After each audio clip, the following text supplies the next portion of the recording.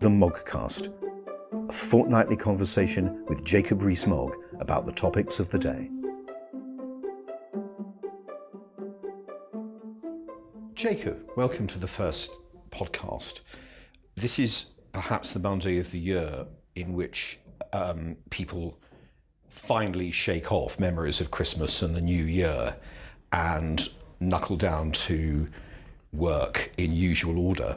So I thought I'd start by asking you a very general question as MPs gather this week about what you think the political year holds, what the main features in the landscape are going to be, what the main opportunities and dangers for the government are.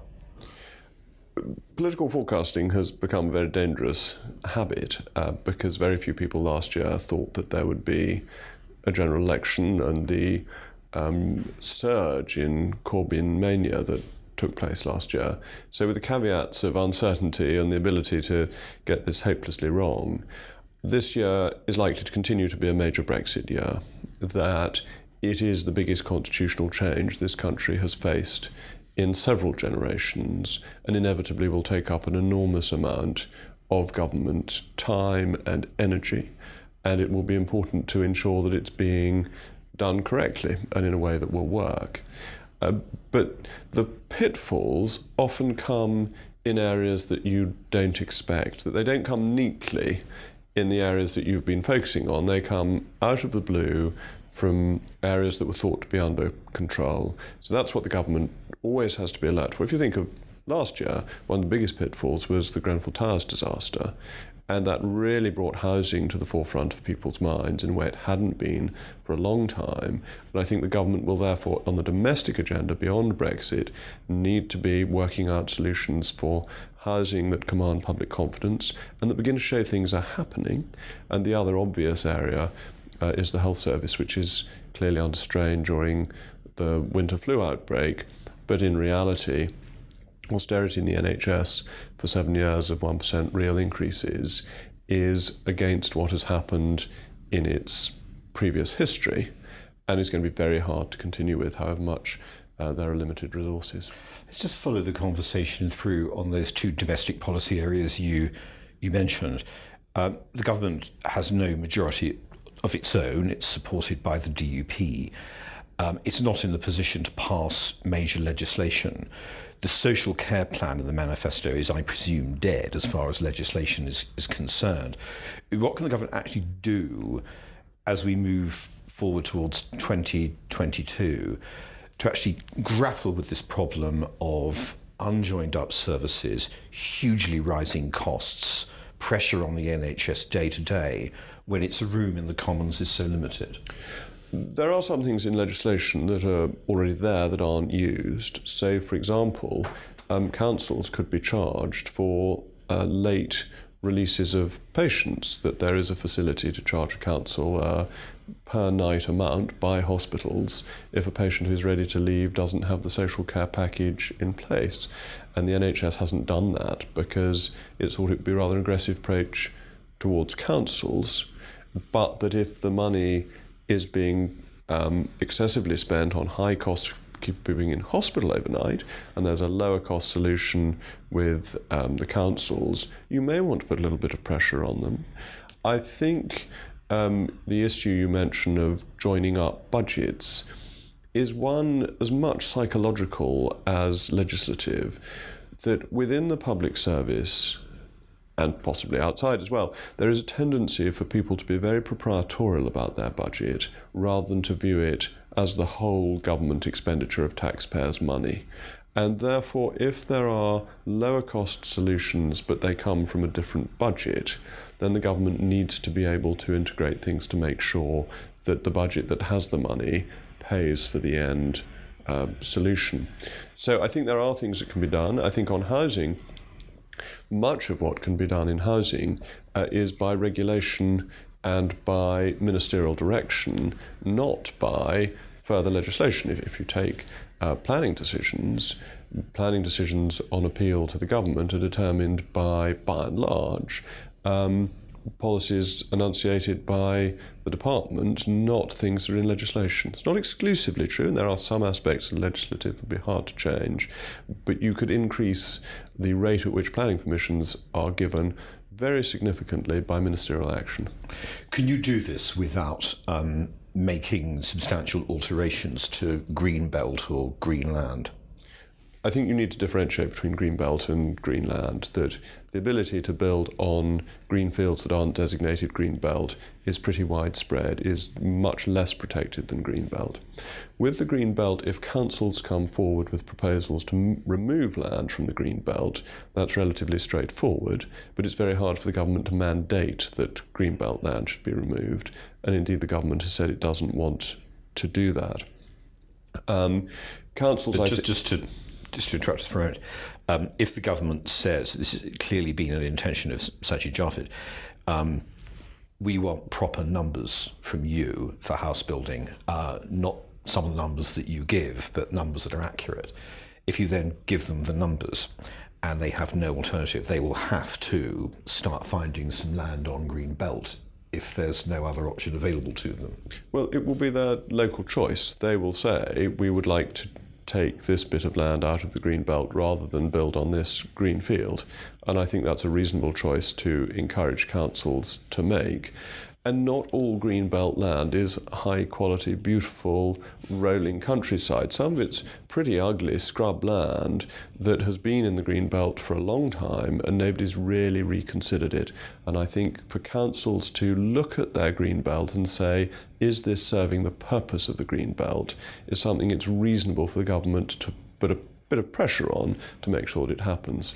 Just be absolutely clear for the listeners, you're very much not a NIMBY, are you not? You're very much someone who's consistently made the case for higher levels of house building if we're to get home ownership back on the road. I think it's very important home ownership, and I recognise that even in my own constituency in North East Somerset, which is 70% green belt, we are going to face these difficult choices. But I've noticed, speaking to Conservative associations around the country, that the mood in the country has changed. If in 2010 you said to a Conservative association, we should build on a green field, let alone the green belt, it was quite shocking. Now, if you say, look, we've got to think about green fields, people are saying to me, well, what about the green belt? We can't just exclude everything that's historically been in the green belt. So I happen to think the voters and our members are ahead of the politicians in recognising that to allow people to have houses that they want to live in, that they like, and that they can then buy, we are going to have to build more. And just again on social care and fining councils, I presume the government's reluctant to do that because the largest party in local government still, after years in office, is the Conservatives, and ministers are presumably reluctant to start slapping fines on Conservative councils. I'm sure there's some political consideration within it. I think it's the NHS that can decide to do it quasi-independently rather than it being a governmental decision. And it's not really a fine. It's saying that there is this cost. If the person were not in hospital anymore, you would have this cost. But because the person hasn't had the arrangements made to leave hospital, you're avoiding this cost. So we're simply going to say whether the person is in hospital or outside, the cost will still fall on you if the person is ready to be released. Why do you think the NHS hasn't acted in this way? I think there are some things in law that don't get used, and then going back to them appears to be more politically problematic than in reality it is. Now, talking of political problems, how big a challenge is handling the EU withdrawal bill with respect for the decision that the voters reached in the referendum for the House of Lords? The bill's going up to the Lords. The Lords is packed full of people who are not exactly fans of Brexit. The coalition agreement, rightly or wrongly, wanted a House of Lords that represented or was more faithful to votes cast in the latest general election. If that principle applied, the Liberal Democrats would be grossly overrepresented in the Lords. It doesn't really seem that Many of their peers feel particularly constrained by what the voters decided to do in the EU referendum. How difficult a moment do you think this is for the Lords? And do you think they will basically acknowledge the right that the Commons has, the government has, to get this bill through? And to what extent do you think the Lords will dig their heels in? There are reminiscences in relation to the Lords in 1909 that instead of having belted earls voting down an increase in taxation that would hit them, you've got retired bureaucrats desperately trying to ensure that their beloved project is maintained. And you are at risk, from the Lord's point of view, of getting into a peers versus the people challenge. Peers versus the people is always won by the people. And the Lords need to remember that, and they need to recognise that they do not have democratic legitimacy. They are there as a revising chamber, but our constitutional settlement accepts that the basic principal power is with the House of Commons on behalf of the people, and that a referendum is even more powerful and authoritative than that. And so if the Lords, in their wisdom, and a lot of them are very pro-European, decide to try to frustrate the democratic will of the people, both as expressed via the House of Commons and by a referendum, then the Lords will, as an institution, get into difficulties. The devil's advocate question would be, the Lords are quite entitled to amend legislation. That's what a revising chamber is for. The sticking point that's presumably in your mind is if they refuse to accept the government then sending, or the Commons rather, sending their amendments back if the Commons decides to reject them. In other words, your concern would be that there's sort of endless ping-pong and the Lords really seeking to hold this bill up. It depends what you mean by amend. That there are amendments and amendments. There are some amendments that correct errors that have been made in the drafting of a bill. There are things that emerge during the debate in the bill where the wording is not ideal or where it becomes clear that a different approach would be better. There are then amendments that are basically pushed through to frustrate the purpose of a bill. The Lords makes technical amendments that improve the drafting of the bill. That's what they're there for. If, on the other hand, the Lords push through amendments that try to prevent Brexit, try to frustrate it in principle, that is when they will be in difficulties. Such as an amendment that sought a second referendum, for example? I think people would view... I think second referendum would be very dangerous territory for the Lords because it would be seen as the characteristic European hatred of democracy. So if you vote the wrong way, you get made to vote again until you vote the right way. And it would be seen as a blocking amendment. But I also then think Leave would win, at which point the House of Lords would look stunningly ridiculous. And there would be very great pressure for a fundamental reform. Just to clear this up once and for all, people are polled in relation to how they would vote if there was an EU referendum today. It's an interesting question, but it's perhaps not as pertinent as the question of whether you want a second referendum at all.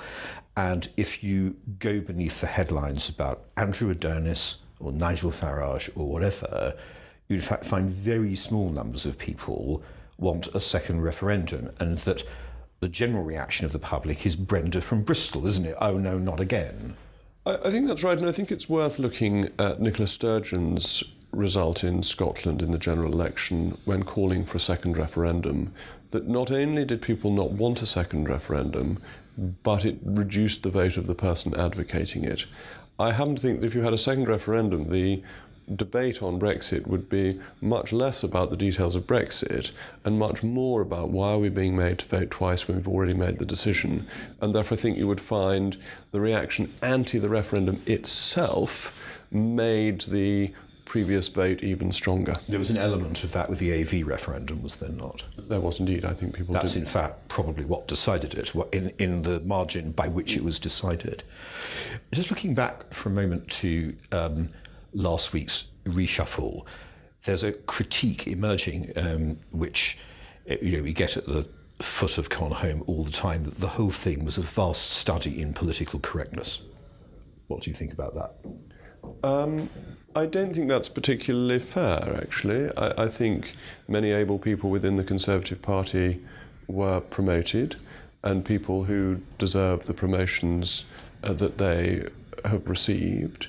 I think the Prime Minister had to act within the majority that she's got and the authority that she has from that majority, that it wasn't possible for her to cast the ministry entirely in her own image, and that has to some extent reinforced cabinet government, which is a good thing, I think, constitutionally. It is better to have cabinet government than an overmighty Prime Minister. So no, I don't think it's purely about political correctness.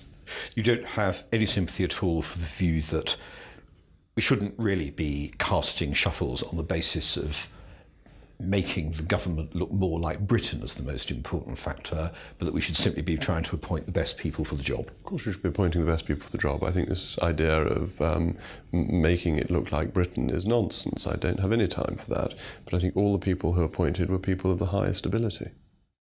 Therefore, the shuffle wasn't a study in political correctness because it didn't do the lamentable thing about which our readers are complaining. That's right. It appointed able people to senior roles, and that is a good thing. Where do you think we're going on Carillion? And there'll presumably be a statement from an urgent question today. Well, I don't think the government should bail out bankrupt companies. I think it's a bad principle. And if Carillion's gone bust, Carillion's gone bust, and the market will sort it out. And the contracts will be reassigned if they're profitable contracts. Do you sense there's much political pressure for a bailout? I see Vince Cable said there shouldn't be one. Well, I'm with Vince Cable on this. Interesting straw in the wind. Yeah, I think contractors of this kind are very different from the banks. You have to bail out the banks because you've got to save depositors. You cannot ruin all the small savers in the country overnight. With Carillion, that's simply not the case. And most of the jobs with Carillion will remain because the contracts are still there. The building projects still need to go ahead. The school meals still need to be produced. So there will be some worrying uncertainty for people employed by Carillion or by Carillion's contractors. But the work will carry on in a different form with a different company and with new contracts, rather than all this work stopping completely. There is a critique that some ministers were still doling out contracts when it was evident Carillion was in deep trouble. The Times today's named Chris Grayling and called on him to go in its leader columns. Do you have any reservations about the degree to which money was given to Carillion in relation to the information that was available about it? I understand the HS2 contract, which is the most important one, is with a consortium of which Carillion is a part that is able to continue. It's got 3 partners, with only 2 of the 3 partners remaining. I think contracts were more carefully written than perhaps credit is being given for, and much so I think HS2 is a complete waste of money. It's not the money being wasted on Carillion, it's the money being wasted on the whole project. We're going to get HS2 though now, are we not? Are we now not so far down the road with HS2 that even those who don't like it, such as you, and for that matter me, have to accept, sadly, it's going to happen? Government should always be very careful about the sunk cost fallacy. The fact that you spend £1 billion badly does not mean you should go on to spend another £40 billion badly. So it's one of the great errors of government, actually, the sunk cost fallacy, that you carry on with a project even after everyone's realised it's a bad project, because it's too embarrassing to say that you've wasted £1 million. It is better to have wasted £1 million than it is to waste £40 million. You might produce a very long list of projects for which the sunk cost fallacy has been applied. Huge list. All the way from Concord on, yeah, arguably. And that, I'm afraid, is all we have time for this week, but I'm very much looking forward to the Moggcast in a fortnight's time. And thank you for being in conversation with Conservative Home this morning. Well, thank you very much. It's a pleasure to be in conversation with Conservative Home. It's also a great joy to read it every morning. The Moggcast, a fortnightly conversation with Jacob Rees-Mogg about the topics of the day.